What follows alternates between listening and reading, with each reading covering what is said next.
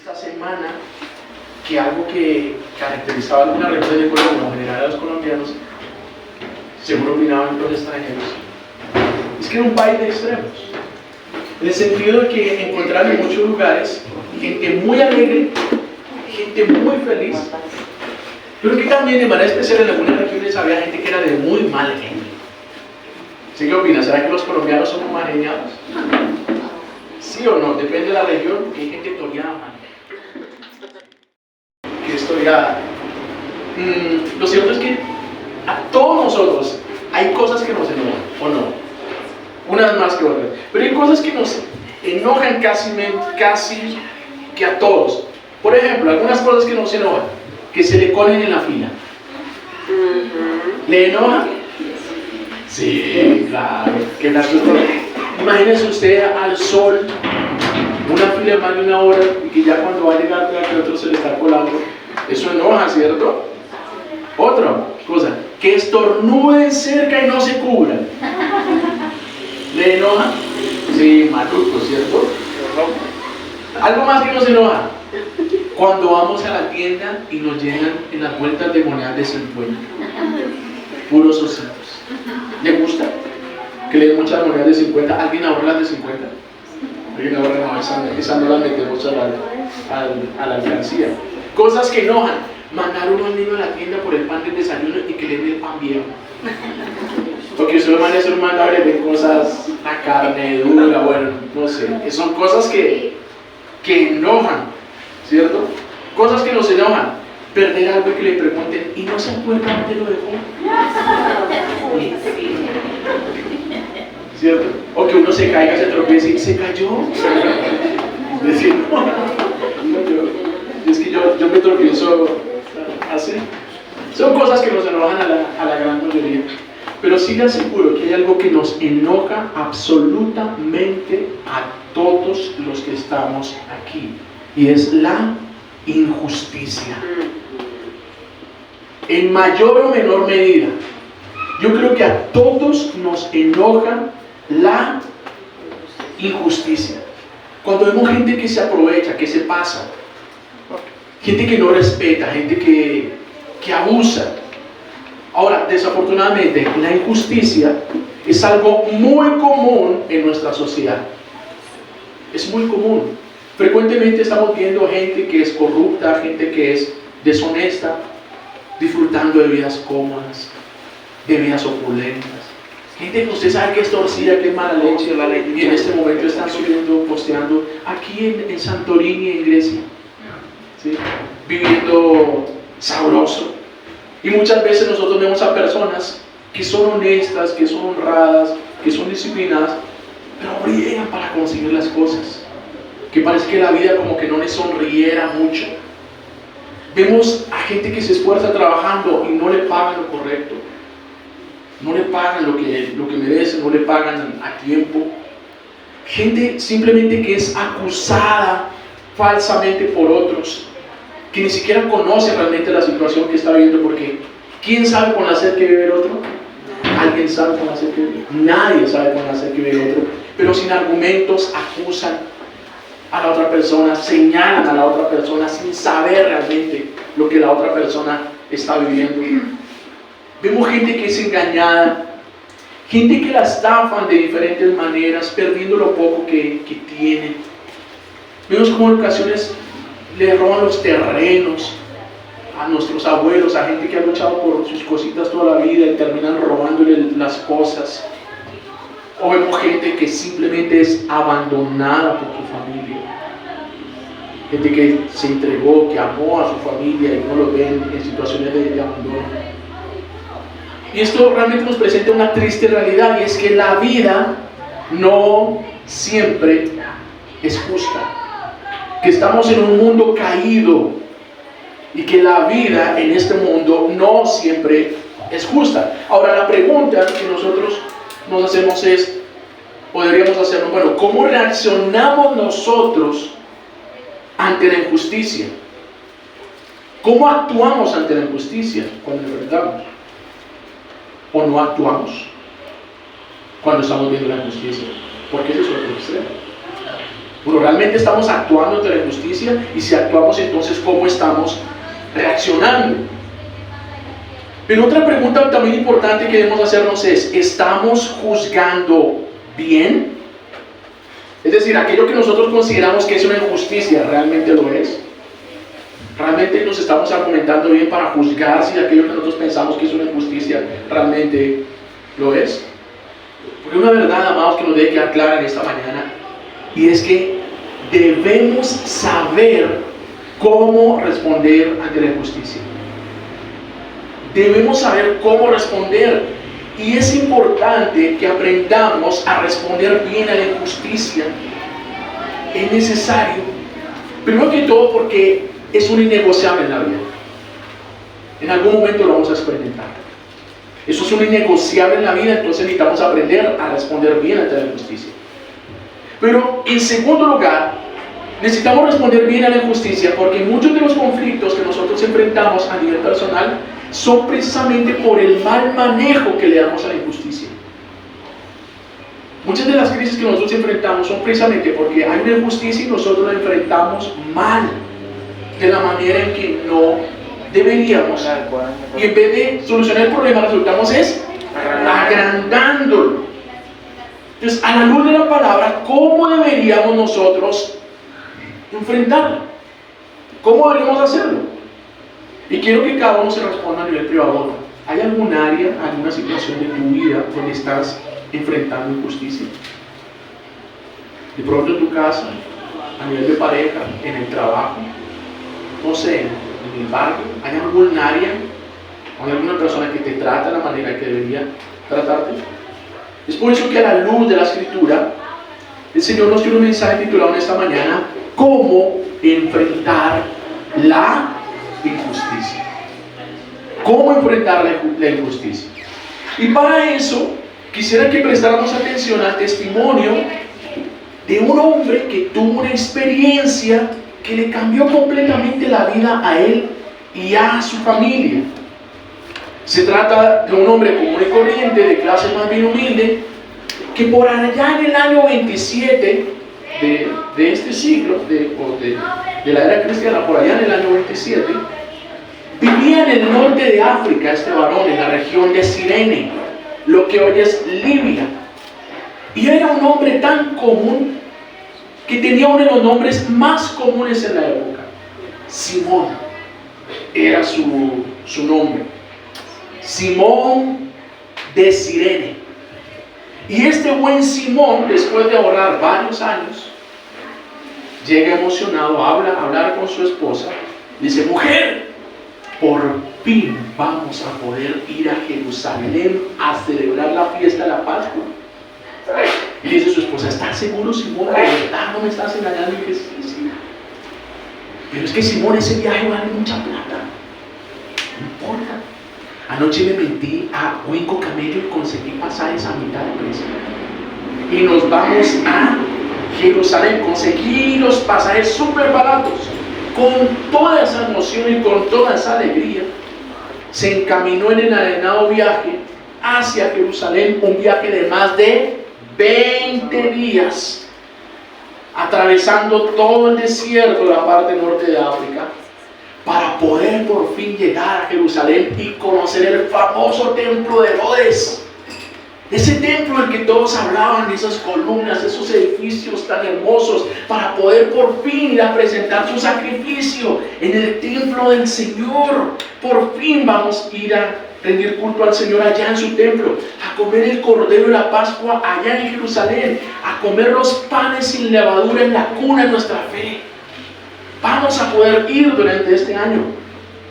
Pero todo quedó truncado y todo cambió cuando aquella mañana, después de estar en Jerusalén, habiendo dejado a su esposa en la posada donde habían conseguido hospedaje, salió para la plaza a ver si conseguía las guascas para el ajiaco de la cena de Pascua. Y se fue para ese lugar. Y aquella mañana no consiguió las guascas. De hecho, ni siquiera volvió a la casa en la mañana, sino llegó a la casa ya bien pasada la tarde, justo antes del anochecer. Y como era lógico, pues ¿cómo estaba la doña en la casa? ¿Cómo estaba en esa posada? Estaba enojada. ¿Pero qué le pasó, Simón? ¿Dónde estaba? Hombre, estaba pero angustiada. Yo usted me lo conozco, quién sabe con qué vieja se encontró allá en la plaza. No me diga que la Yurani estaba por ahí. Yo usted lo conozco, mire, es que donde me llegue a salir que usted estaba con otra vieja, Simón. Donde me llegue a salir que usted estaba con otra vieja. No, mujer, nada de eso. ¿Cómo se le ocurre? No? Lo que hoy he visto y he escuchado son cosas que nunca llegué a imaginar. Mira, mujer, esta mañana salí a la plaza a buscar las hierbas que necesitábamos para la cena, pero no había. Y entonces me dijeron, le toca que vaya, están agotadas, estamos en temporada, están agotadas, todo el mundo está haciendo mercado, le toca que vaya a buscarlas en algunos de los sembrados en los campos cercanos. Cuando fui a salir de la ciudad no había forma, había un gentío, ni el más tenaz, no podía uno pasar. Todos salían de la ciudad a un monte que llamaban el Monte del Calvario. Los romanos llevaban a 3 hombres que iban a crucificar. Yo apenas medio me asomé a ver quién era o qué era lo que estaba pasando cuando sentí una mano en la nuca. Un soldado romano, un pequeño como de 1,90, me cogió y me metió allá y me dijo, ayúdele con esa cruz. Y yo le dije, pero ¿por qué a mí ni a gente? Colabóreme, no, a mí no, yo no soy de por acá. Vean que si yo no llego temprano a la casa, mi mujer me va a hacer. Colabóreme, comando. Le dije, y no me colaboró. Pero cuando yo volteé a mirar a ese hombre, o lo que quedaba de él, pobrecito, tenía la cara hinchada de tantos golpes. No se le podía distinguir bien cómo era el rostro. Incluso tenía las mejillas despellejadas como si le hubieran arrancado la barba. Ni siquiera podía inclinar la cabeza para descansar, porque le habían puesto una corona de espinas y se la habían clavado en la sien. Y sangraba muchísimo. Uno no podía distinguir cuál herida le sangraba más. Le habían despellejado el cuerpo con ese látigo romano, ese que tiene las puntas hueso y hierro. Lo habían despellejado. Y fuera de eso le seguían dando a ese pobre hombre.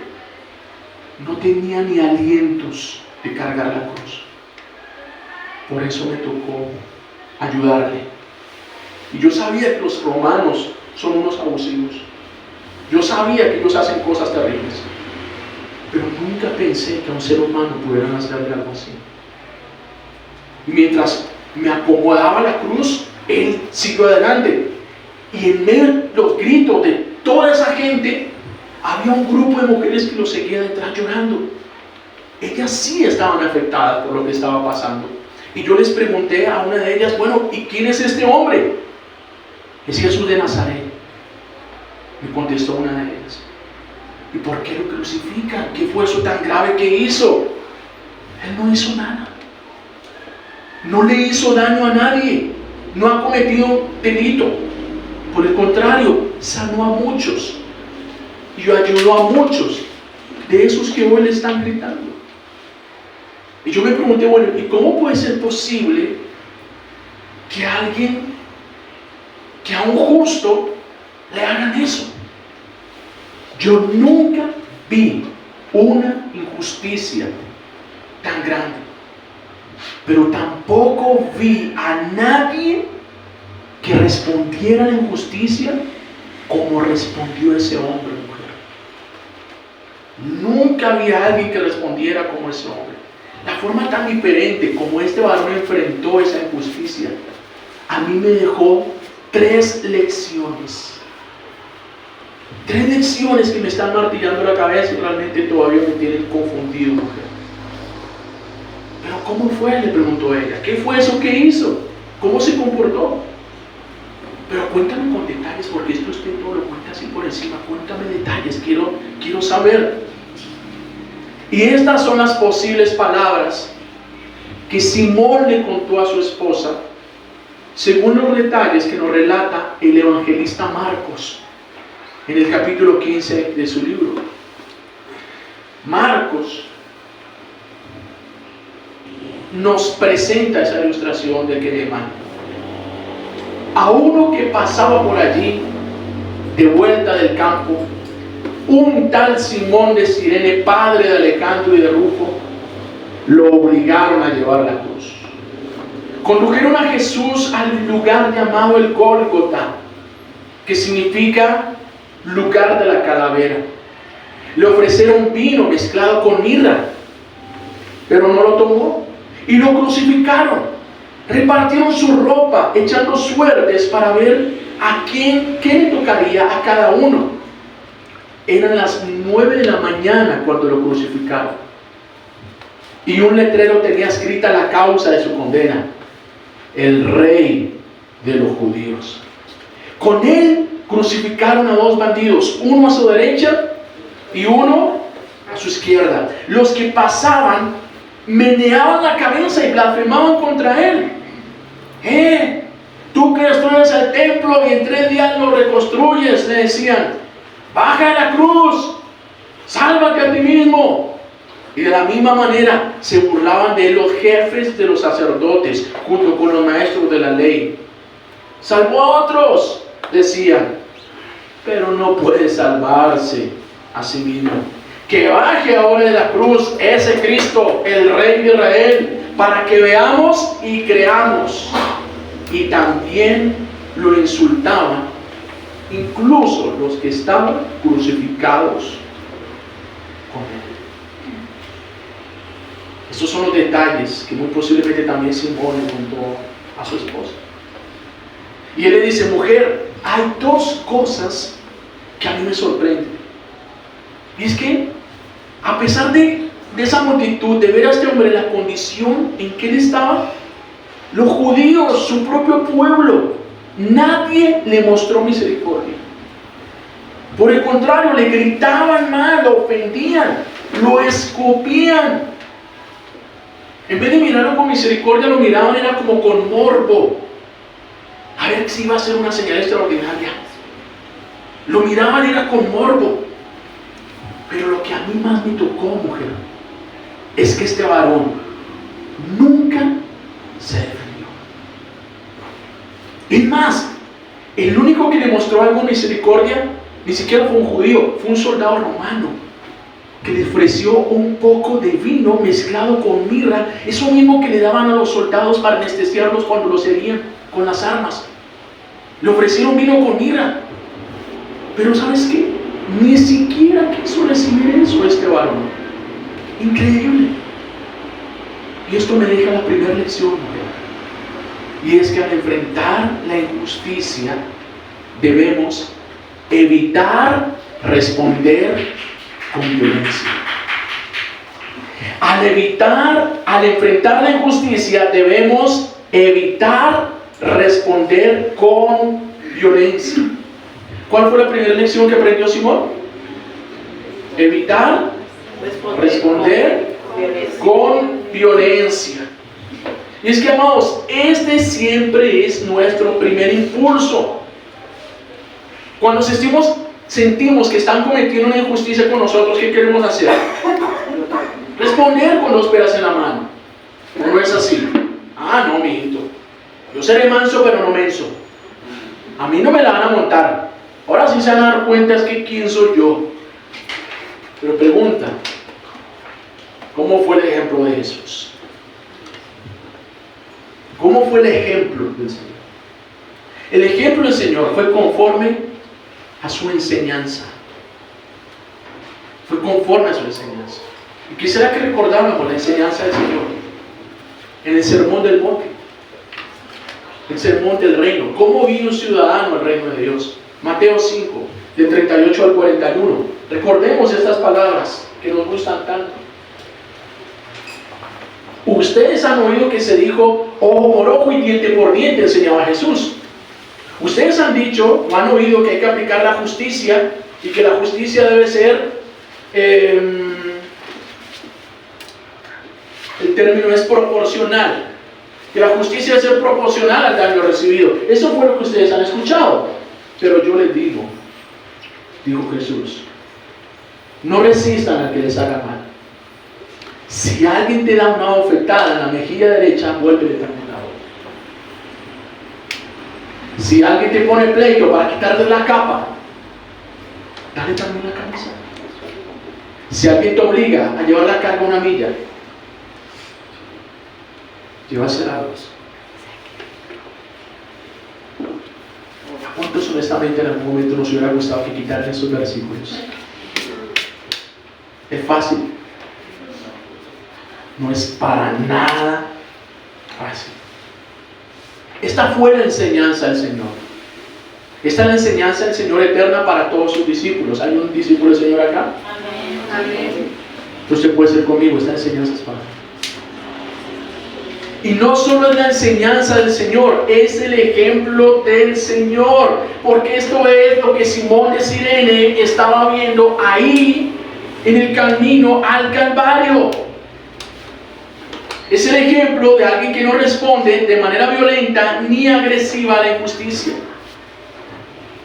Y entonces te puedes preguntar, pastor, ¿entonces qué hago? ¿Dios quiere que me deje montar? Y es que Dios espera que hagan conmigo lo que se les da la gana, que me humillen. Es decir, que alguien puede venir a mi casa a robarme, que puede entrar a mi casa, como entra en zona rural o en diferentes lugares, alguien a violar a mis hijas y no me puede defender. Tengo que dejar que todo el mundo haga conmigo lo que se le dé la gana, que me traten como quieran. Amados, claro que no. Dios no espera eso. Dios no espera eso. No se trata de eso. Porque el mismo Dios en muchos otros textos nos habla del derecho a la legítima defensa. De eso también nos habla el Señor. Del derecho a la legítima defensa. Recordemos, todos los mandatos del Señor están dentro de un contexto de protección. Los mandatos de Dios no son los caprichos de Dios, que quiero que vivan así, punto. No, los mandatos del Señor tienen un propósito protector con sus hijos. Y el bien supremo que buscan proteger los mandatos es la vida. Son para proteger la vida. Es decir, que en escenarios donde la vida y la integridad nuestra corren peligro, claro que tenemos derecho a defendernos. Claro que tenemos derecho a defendernos. Pero el principio que el Señor nos está enseñando a nosotros es que a la hora de defendernos, porque podemos defendernos, la violencia siempre va a generar más violencia. La violencia siempre va a generar más violencia. Eso fue lo que el Señor experimentó, o lo que el Señor le dijo. Jesús, antes de empezar a experimentar este tiempo de cautiverio, de juicio injusto, de pasión y muerte, vinieron a tomarlo preso. Y cuando vinieron a tomarlo preso, ¿quién se levantó? Pedrito, ¿cierto? ¿Y qué tenía Pedrito en el cinto? El machete. Iba mancado Pedrito. Y cuando vinieron por él, ¿qué hizo Pedro? Le cortó la oreja a Malco, uno de los soldados que vino a tomar preso al Señor. ¿Y cuál fue la actitud de Jesús? No, Pedro, no hagas eso. Porque es que el que a hierro mata, a hierro mata. ¿Por qué no respondas así, Pedro? Porque es que la violencia lo único que genera es más violencia. Más violencia. La violencia genera más violencia. El punto es, amados, como creyentes, ¿podemos usar la fuerza? Claro. Claro que podemos usar la fuerza, pero siempre se espera que la fuerza y la violencia sean el último recurso. Porque si es un recurso disponible para nosotros. Es un recurso extremo disponible para nosotros, pero siempre se espera que sea el último recurso. Es decir, que primero, como hijos de Dios, al responder a la injusticia, debemos agotar los otros recursos. Defendernos a través del diálogo, defendernos a través de los argumentos y a través de las ideas, a través de las herramientas jurídicas nos podemos defender. Y nosotros vemos a Pablo: voy a apelar a César, voy a hacer uso de herramientas jurídicas, porque lo que están cometiendo conmigo es una injusticia. Podemos hacer uso de esas herramientas y también podemos hacer uso de la fuerza, pero siempre como último recurso. Varios principios en esto. Número 1, utilizar la fuerza solo para evitar más violencia o daños a personas inocentes. Utilizar la fuerza, la violencia, solo para evitar más violencia o daños a personas inocentes. Segundo, utilizar la fuerza en defensa propia si es necesario, pero sabiendo que el objetivo es la disuasión. Incluso no necesariamente es matar al otro. Se puede llegar a generar una muerte, pero si es así, que sea algo accidental. Algo accidental. Tercero, no usar la fuerza por despecho o por venganza, incluso al servicio de la justicia ciudadana. Y esto es tan común hoy en día, nos da tanta ira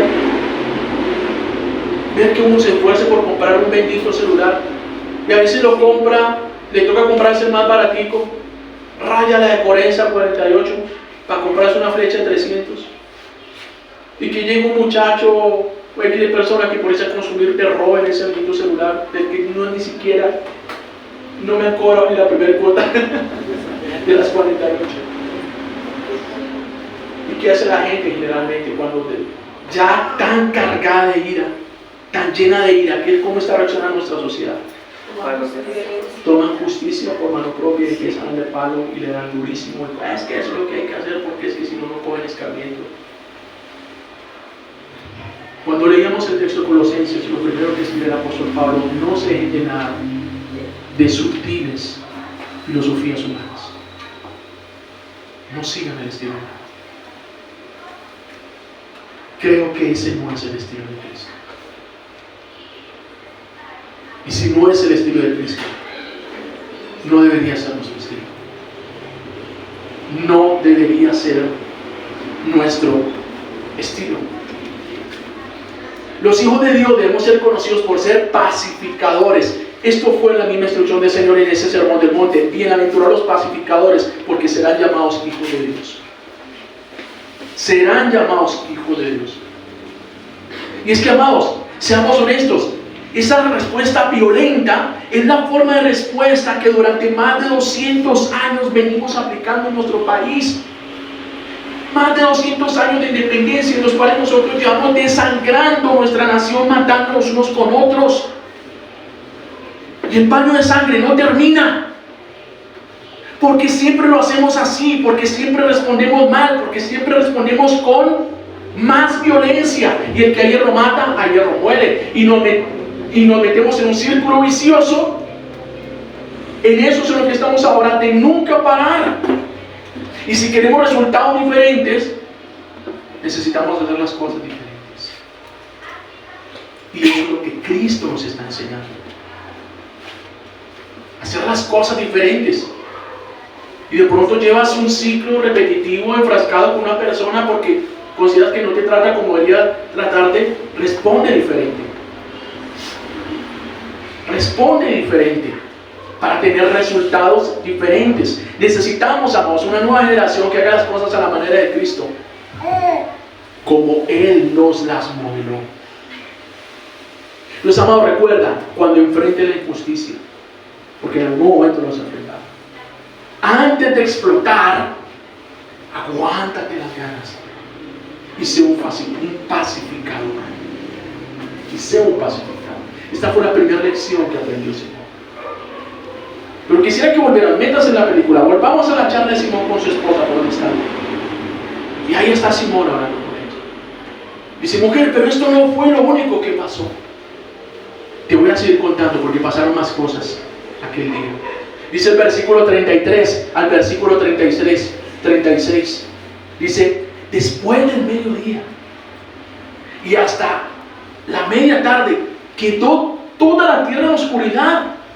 A las 3 de la tarde, Jesús gritó a voz en cuello: Eloi, Eloi, lama sabactani. Esto significa, mujer, Dios mío, ¿por qué me han desamparado?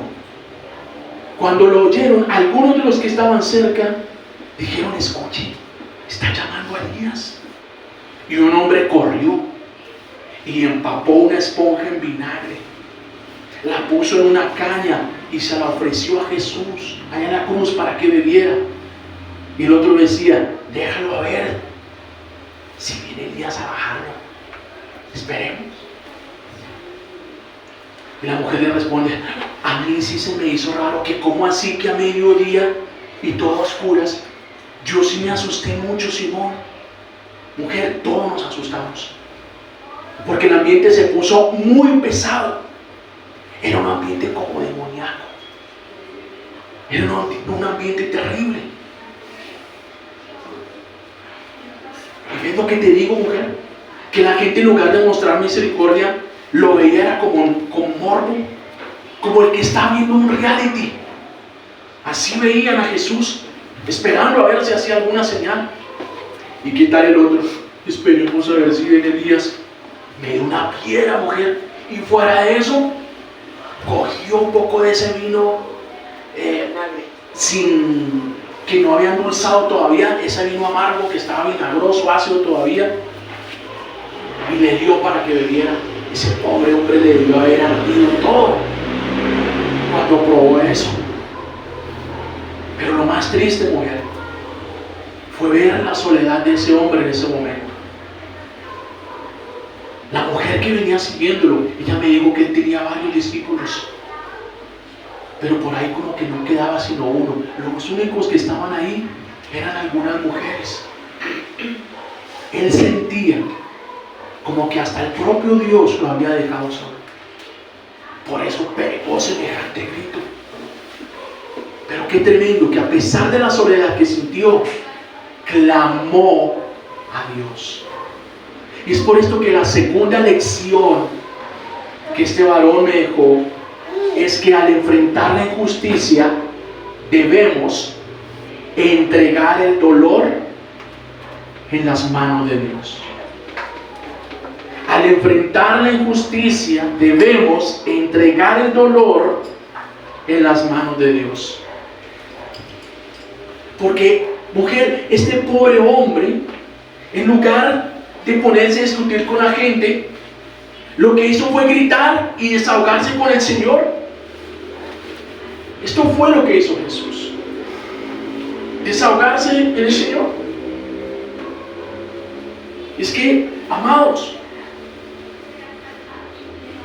es que cuando nosotros sufrimos la injusticia, no vale la pena enfrascarse en discusiones innecesarias con las personas. ¿Por qué no vale la pena? Porque nosotros no tenemos lucha contra carne y sangre. No tenemos lucha contra carne y sangre. Nuestra lucha es contra principados, nuestra lucha es contra potestades, nuestra lucha es contra huestes espirituales de maldad. Nuestra lucha es espiritual. Eso es lo que dice el Señor. Y esto lo tenía claro Jesús.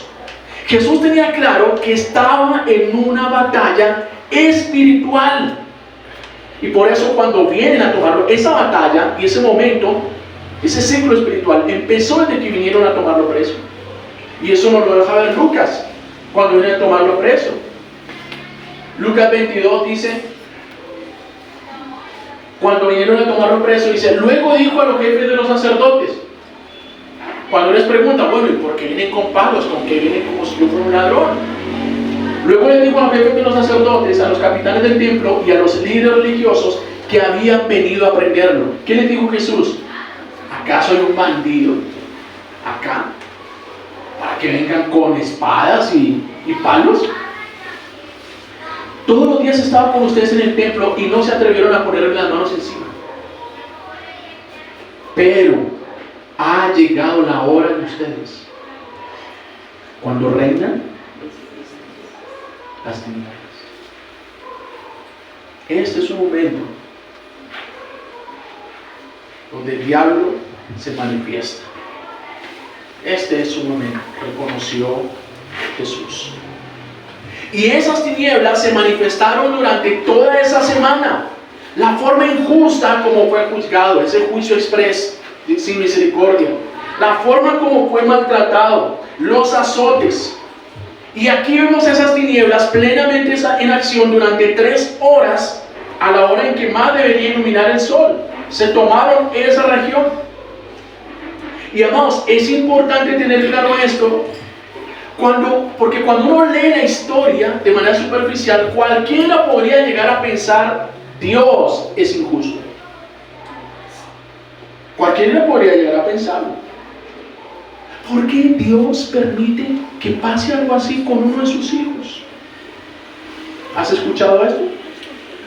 Porque si Dios es bueno, ¿por qué si Dios es justo, permite que pasen esas cosas que pasan y esas injusticias? Porque ponen en tela de juicio la bondad y ponen en tela de juicio la justicia de Dios.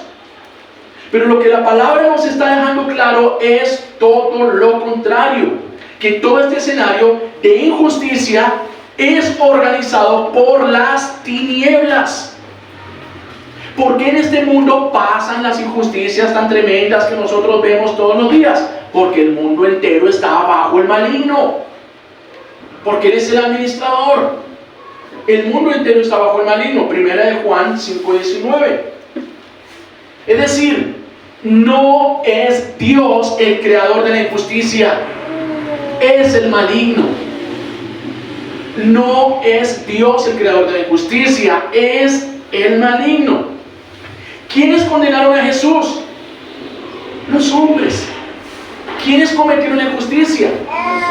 Los hombres, los escribas, los fariseos, Pilatos y la multitud, todos confabulados. Se pusieron de acuerdo, influenciados por el diablo. ¿Para qué? Para condenar al justo. Porque esta es la justicia humana. Condenar al justo. Y soltar al criminal.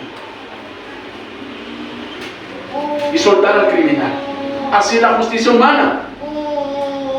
La justicia humana libera al criminal y condena al justo. Condena al sanador. Eso hace la justicia humana.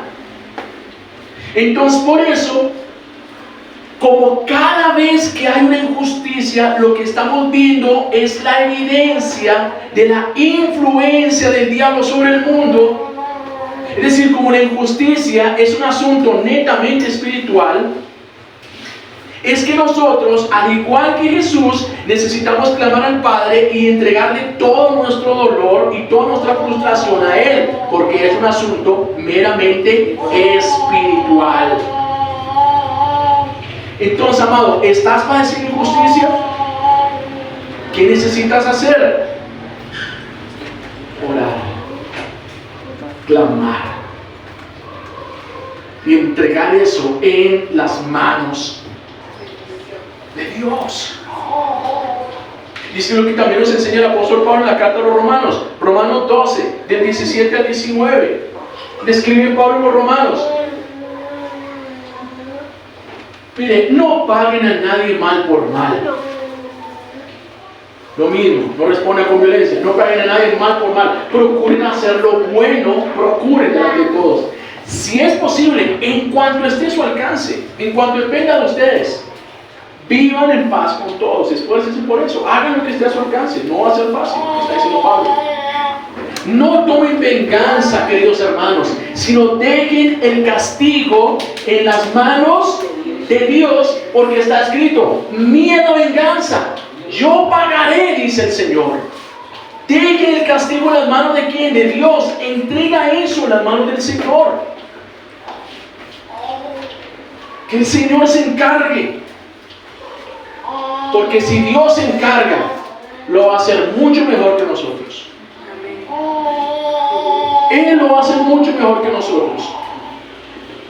La lección les va a quedar bien aprendida. Él lo va a hacer mucho mejor. Esta fue, amados, la segunda lección que aprendió Pedro, pero no fue que aprendió Simón, pero no fue la última, porque eso no fue todo lo que pasó en esa tarde. Además de esas 3 horas de tinieblas, con Continúa Simón contando su historia a su mujer. Mujer, además de esas 3 horas de tinieblas, imagínate lo que pasó. Versículo 37 al versículo 39. Mujer, entonces Jesús, lanzando un fuerte grito, expiró. La cortina del santuario del templo se rasgó en 2 y se arrancó de arriba abajo. Y el centurión que estaba frente a Jesús, al oír el grito y ver cómo murió, el centurión dijo: verdaderamente este hombre era el Hijo de Dios. Pero mujer, ¿cómo es posible que un crucificado agonizante tuviera fuerza y aire para gritar de semejante manera? Si lo que más te falta a un crucificado es el aire. Porque a un crucificado casi nunca, a veces ni siquiera se les escucha hablar de lo ahogados que están. Porque un crucificado moría asfixiado. Porque el peso de su cuerpo se va contrayendo y hace que la caja torácica se reduzca y empieza a apretar los pulmones. La muerte de un crucificado generalmente era por asfixia. Era lo que lo mataba. Entonces, ¿cómo es posible, se pregunta Simón, que alguien que se está asfixiando, que se está ahogando, grite y suelte esa voz de semejante manera? Yo entendí, mujer, lo mismo que el centurión, que ese hombre en realidad tenía un poder extraordinario, pero lo estaba conteniendo de manera intencional. Contenía su poder de manera intencional. Y por eso su grito, más que un grito de dolor, fue un grito de victoria. Porque él gritó: todo está cumplido. Hice todo lo que, Padre, hice todo lo que tenía que hacer. Padre, en tus manos encomiendo mi espíritu. Y por eso, cuando me dijeron que la cortina del templo se había rasgado de arriba abajo, yo no creí. ¿Cómo es posible que se rasgue de arriba abajo una cortina que tiene más de 20 metros de alto? Mujer, por eso me demoré a llegar. Porque yo me fui al templo a verificarlo. Pero sí, al ver el sentido del corte de la tela, no hay duda, eso se rasgó de arriba abajo. Se rasgó, fue de arriba hacia abajo. Esa cortina que impedía el paso de ingreso al lugar santísimo, al lugar donde estaba la presencia de Dios en el templo. Ahora ese paso está abierto para todo el mundo. Y por eso, mujer, yo entendí esta tercera lección. Y es que al enfrentar la injusticia debemos entender el valor de su propósito. Entender el valor de su propósito. Porque yo entendí que Dios Santo no produce la injusticia, pero sí se vale de ella para el cumplimiento de sus propósitos. Él no la produce porque Él es justo. Eso va en contra de su naturaleza, de sus atributos. Él es justo. Él no puede ser injusto, como Él no puede ser mentiroso. Él no produce la injusticia, pero sí la usa para el cumplimiento de sus propósitos, como lo hizo con José, que fue vendido por sus hermanos, fue humillado, fue esclavizado, vendido, tratado de manera injusta. Por no acostarse con la mujer de Potifar, es enviado a la cárcel. Por hacer lo bueno es injusticiado. ¿Por qué? Porque Dios estaba utilizando esa injusticia producida por los hombres, producida por los humanos, por el diablo, para salvar a toda una nación, para salvar a una familia, para salvar a extranjeros, para que hubieran extranjeros que no murieran de hambre, para que hubiera un lugar donde conseguir alimento.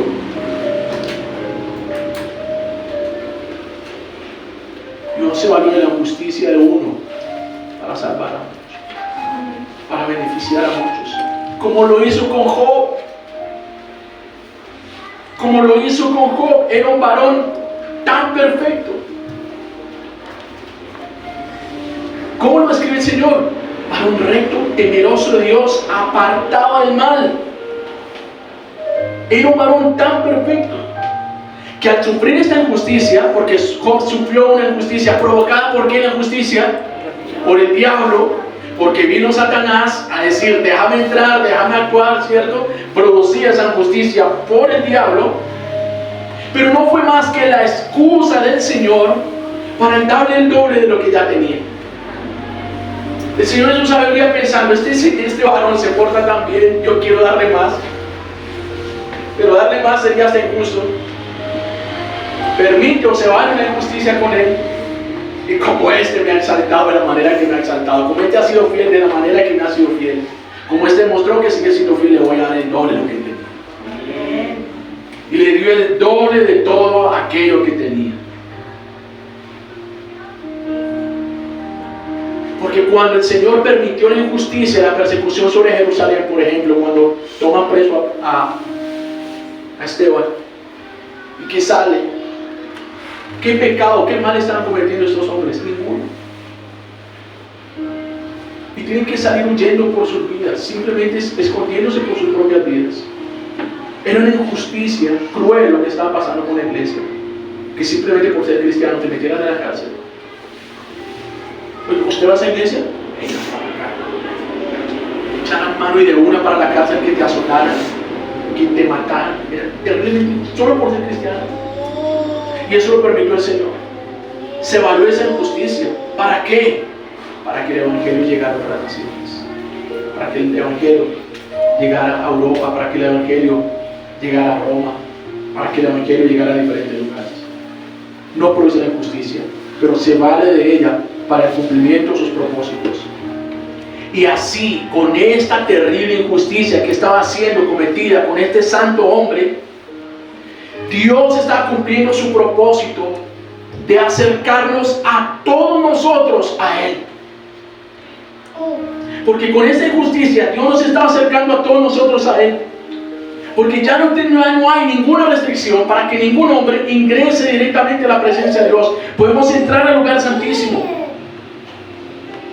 El Dios justo estaba acercando a los hombres injustos. Eso estaba haciendo el Dios justo, estaba acercando a los hombres justos. Estas lecciones aprendió Simón de Cirene, pero son lecciones también para nosotros el día de hoy. Número uno, que debemos evitar responder con violencia. Que violencia lo único que produce es más violencia. Y lo más probable es que agravemos el problema. Segundo, que en lugar de responder violentamente necesitamos entregar todo nuestro dolor, toda nuestra frustración, todo esto en las manos del Señor. Clamar a Él, entendiendo que el asunto es espiritual. Porque ese Dios que parece ausente, siempre aparece en el momento oportuno. Siempre aparece en el momento oportuno.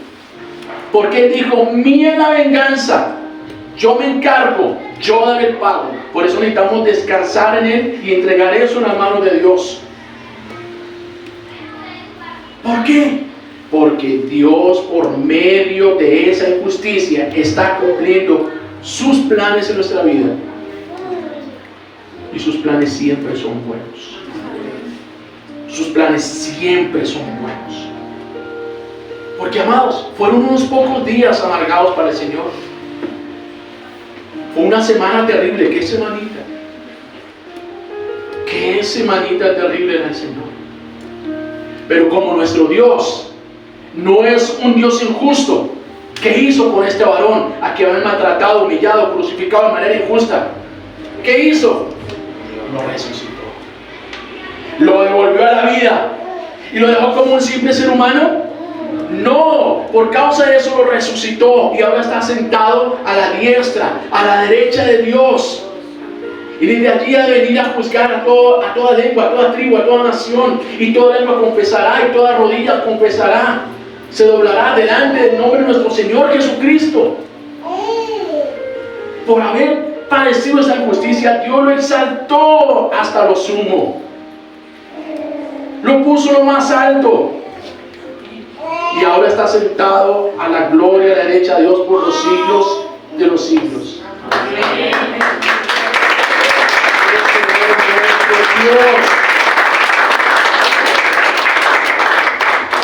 Él lo ha hecho una y otra vez de esa manera. Eso es su estilo. Y lo va a hacer contigo, lo va a hacer contigo. Y lo va a hacer con todos aquellos que están viviendo esa injusticia. Él se va a encargar. Él se va a encargar. Porque como vimos, la justicia siempre es temporal. Pero como dice el salmista, la justicia del Señor permanece para siempre. Amén. Permanece para siempre. La injusticia siempre es temporal. Amados, la injusticia temporal es la excusa de Dios para producir bendiciones permanentes. Es eso. Por eso quisiera que guardaran esta frase en su mente, en su corazón. Y es que el Dios nunca ausente, porque realmente nunca está ausente. El hecho de que no se manifieste no significa que esté ausente. El Dios nunca ausente utiliza la injusticia temporal como excusa para una bendición permanente. El Dios nunca ausente utiliza la injusticia como excusa para una bendición permanente. Qué extraordinario nuestro Dios. Que de lo malo siempre saca y algo bueno habrá de sacar el Señor. Algo bueno habrá de ser este Dios. ¿Qué tal si nos ponemos de pie y agradecemos al Señor?